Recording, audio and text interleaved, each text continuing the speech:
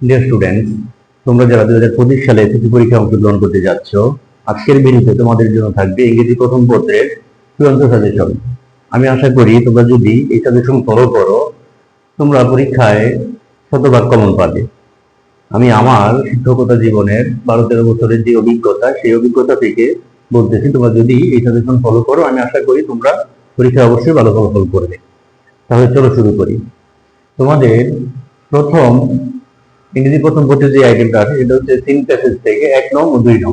3 passage থেকে 1 নং ও 2 নং আছে। 1 নং এ থাকে তোমাদের 7টা এমসিকিউ আর 2 নং এ থাকে 5টা প্রশ্ন।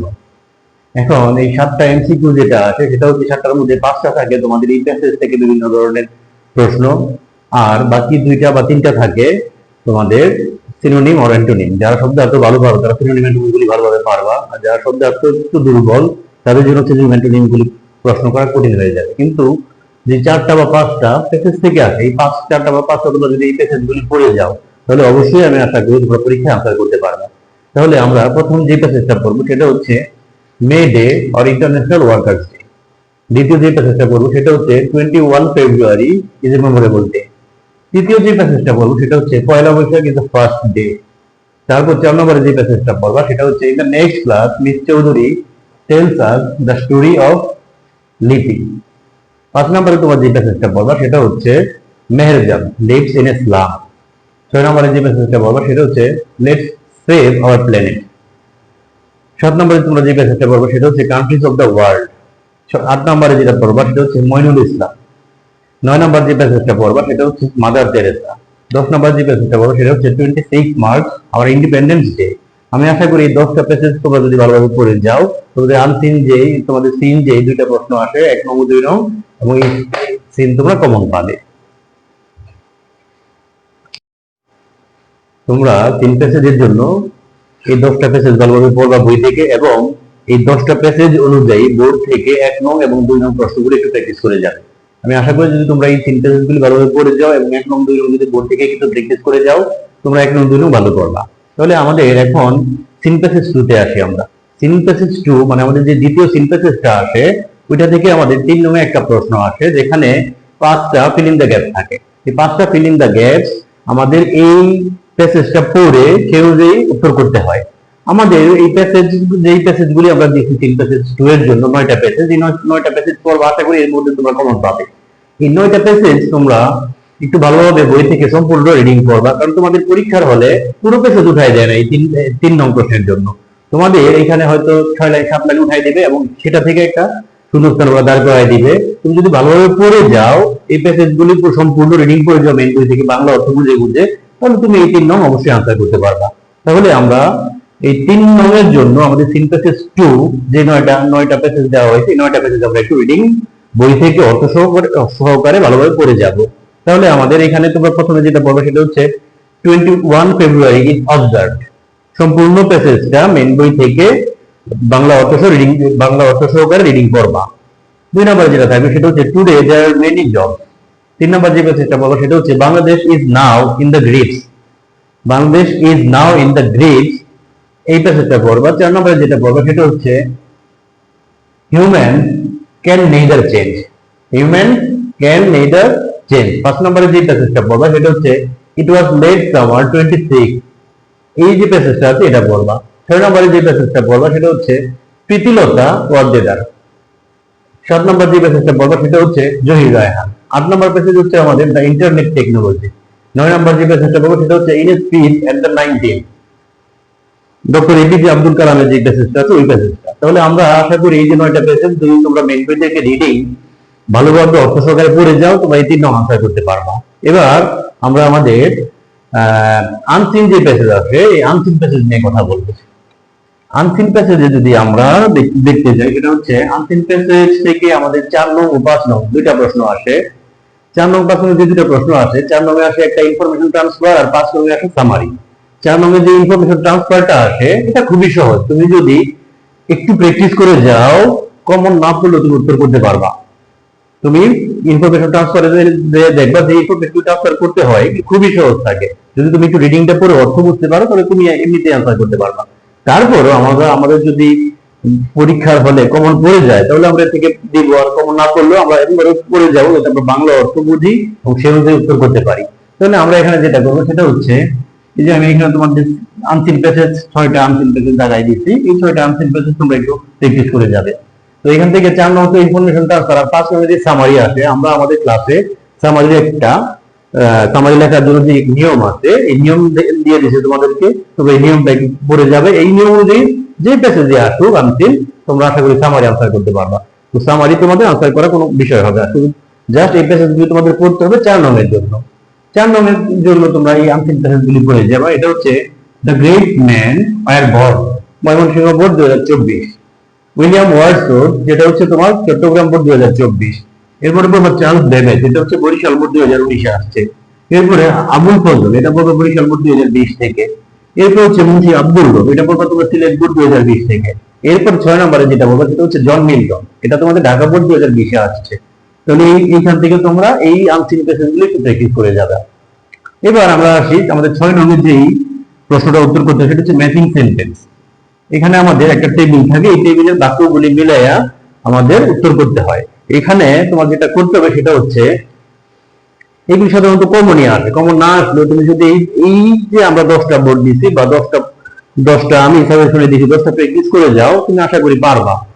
আর তোমার ভাগ্য ভালো হলে এখান থেকে তুমি কমনও পেয়ে যেতে পারো। তো তুমি যেটা করবে সেটা হচ্ছে ময়মনসিংহ বোর্ড 2024-এর যে 6 নংটা সেটা পড়ে ফেলবা, রাজশাহী বোর্ড 2024-এর 6 নং, যশোর বোর্ড 2024-এর 6 নং, চট্টগ্রাম বোর্ড 2024-এর 6 নং, ঢাকা বোর্ড 2020 এটারও তোমার 6 নং পড়বা, Comilla board 2020, Jessore board 2020, Barisal board 2020, এরপর হচ্ছে ঢাকা বোর্ড 2019, কুমিল্লা বোর্ড 2019। এই 6 নংগুলি একটু ভালোভাবে পড়ে যাবা। এই হচ্ছে আমাদের 6 নং পর্যন্ত। এবার আমরা মাঝখানে আমাদের 7 নম্বরই লিখি নাই, আমার 7 নম্বরই একটু পরে লিখে দিতেছি। তোমরা যেটা করবা সেটা হচ্ছে 7 নং আমি একটু সাজেশন দিয়ে দিব। 7 নং এর পরে আমরা 7 নংটা পরে দেখতেছি, 8 নং এ যাই। 8 নং হচ্ছে আমাদের প্যারাগ্রাফ। এই প্যারাগ্রাফ করতে যায় তোমরা এখানে যে 12টা প্যারাগ্রাফ দেওয়া আছে, আশা করি এই 12টা প্যারাগ্রাফ থেকে তোমরা কমন পাবা। এই 12টা প্যারাগ্রাফ পড়ে ফেলবা। প্রথমে আছে কি প্রিপ্ল্যান্টেশন, 2 নম্বরে আছে জুলাই রেভলিউশন, 3 নম্বরে আছে আমাদের ডিফরেস্টেশন, 4 নম্বরে আছে এনভায়রনমেন্ট পলিউশন, 5 নম্বরে আছে এ বুক ফেয়ার, 6 নম্বরে যেটা আছে সেটা হচ্ছে স্কুল ম্যাগাজিন, 7 নম্বরে আছে লোডশেডিং, 8 নম্বরে আছে ট্রাফিক জ্যাম, 9 নম্বরে আছে তোমাদের উইন্টার মর্নিং, 10 নম্বরে আছে ড্রাগ এডিকশন, 11 নম্বর যেটা আছে স্ট্রিট অ্যাক্সিডেন্ট, 12 নম্বর হচ্ছে গ্রামীণ ব্যাংক। এখন এই গ্রামীণ ব্যাংক প্যারাগ্রাফটা দেওয়ার উদ্দেশ্য কি? গ্রামীণ ব্যাংক প্যারাগ্রাফটা দেওয়ার উদ্দেশ্য হচ্ছে, তোমরা জানো আমাদের যে বর্তমানে দেশের প্রধান উপদেষ্টা হচ্ছে ডক্টর মোহাম্মদ ইউনূস, উনি একজন নোবেল লরিয়েট। তো যেহেতু উনি একজন নোবেল লরিয়েট এবং ওনার প্রতিষ্ঠান হচ্ছে গ্রামীণ ব্যাংক, তো ওনার প্রতিষ্ঠান গ্রামীণ ব্যাংক থেকে যদি তোমাদের প্যারাগ্রাফ নাও আসে, যে কোনো একটা জায়গায় হয়তো কিছু একটা আসতে পারে, তো তোমরা গ্রামীণ ব্যাংক প্যারাগ্রাফটা পড়ে গেলে তোমরা যে কোনো জায়গায় যায় আনসার করতে পারবা।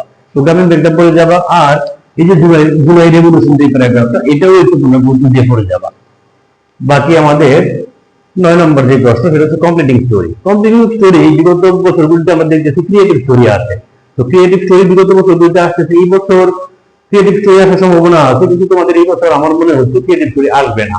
তারপরেও তোমরা যেটা করবা, আমাদের যে এখানে যে স্টোরিগুলি দেওয়া আছে, আমাদের যে ট্রেডিশনাল স্টোরি আছে, এই ট্রেডিশনাল স্টোরিগুলি পড়বা এবং ক্রিয়েটিভ স্টোরি আমরা ক্লাসে করাইছি, ক্রিয়েটিভ স্টোরি তোমরা কয়েকটা প্র্যাকটিস করে যাবা। তাহলে যেটা হচ্ছে আমাদের স্টোরিতে তোমরা প্রথমে যেটা পড়বা, failure is the pillar of success. 2 নম্বর পড়বা এ থার্স্টি ক্রো। 3 নম্বর যেটা পড়বা সেটা হচ্ছে dividing the bread. 4 number story পড়বা শেখ সাদি। 5 নম্বর পড়বা who will build the Kate. 6 নম্বরে পড়বা দ্য জাস্টিস অফ ব্রেভ কাজী। 7 নম্বরে যেটা পড়বা সেটা হচ্ছে ডিভোশন টু মাদার। 8 নম্বরে যেটা আছে আমাদের উইজডম অফ কিং সলোমন। 9 নম্বর যে স্টোরিটা পড়বা সেটা হচ্ছে অ্যান আইডল কিং। আর 10 নম্বরে আমরা বলছি কি ক্রিয়েটিভ স্টোরি, যেই আমরা 4-5টা ক্লাসে করাইছি, এই ক্রিয়েটিভ স্টোরিগুলি তোমরা একটু রিভিশন দিয়ে যাবে। এই হচ্ছে আমাদের স্টোরি পর্যন্ত।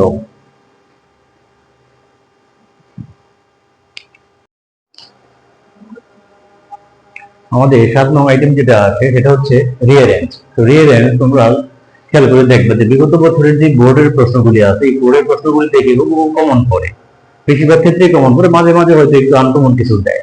তো আমরা বোর্ডগুলি একটু প্র্যাকটিস হয়ে যাব। তো এখানে আমি যে ইম্পর্টেন্ট বোর্ডগুলি আছে যেগুলি তোমাদের পরীক্ষা আসার মতো, এরকম কিছু বোর্ড আমি তোমাদেরকে সাজেশনে দিয়েছি, তোমরা চেষ্টা করবে এই বোর্ডগুলি একটু প্র্যাকটিস হয়ে যাওয়ার। তোমরা যেটা করবা, এক নম্বরে যেটা আছে এন্ড্রোপ্লেস, এটা ঢাকা বোর্ড 2020 আসছিল, এটা একটু পড়বা। শেরে বাংলা, এটা কুমিল্লা বোর্ড 2020 আসছিল, এটা পড়বা। ডক্টর আলেকজান্ডার ফ্লেমিং, এটা রাজশাহী বোর্ড 2020 ছিল, এটা পড়বা। এরপরে নেলসন ম্যান্ডেলা, এটা ছিল সিলেট বোর্ড 2020, এটাও পড়বা। এরপর টেস্টার, চট্টগ্রাম বোর্ড 2020 আসছে, এটা পড়বা। জন কিটস, দিনাজপুর বোর্ড 2020 আসছে, এটা পড়বা। এরপর হচ্ছে নেপোলিয়ন, ময়মনসিংহ বোর্ড 2020 আসছিল, এটাও পড়বা। এরপর হচ্ছে 8 নম্বরে তৈমুর, কুমিল্লা বোর্ড 2019 আসছিল, এটা পড়বা। 9 নম্বরে যেটা আছে the old man and the sea, যেটা রাজশাহী বোর্ড 2019, এটা পড়বা। এরপরে 10 নম্বর আছে এন্ড্রোপ্লেস, এটা কুমিল্লা বোর্ড 2019 আসছিল। এখন তোমরা একটা জিনিস খেয়াল করে দেখো, এন্ড্রোপ্লেস 1 নম্বরে একটা দেওয়া হয়েছে, আবার 10 নম্বরে আরেকটা এন্ড্রোপ্লেস দেওয়া হয়েছে। দুইটার বিষয়টা একটু ভিন্ন আছে, দুইটা তোমরা একটু পড়বা। এন্ড্রোপ্লেসটা খুবই ইম্পর্টেন্ট, তোমরা একটু পড়ে যাবে এটা। এবার আমরা 10 নম্বর যে আমাদের আইটেম আছে, 10 নম্বর আইটেম নিয়ে কথা বলি, সেটা হচ্ছে গ্রাফ চার্ট। এখানে তোমাদের গ্রাফও আসে, আবার পাই চিত্রও আসে। বেশিরভাগ ক্ষেত্রে তোমাদের গ্রাফই আসে, পাই চার্টও মাঝে মাঝে আসে।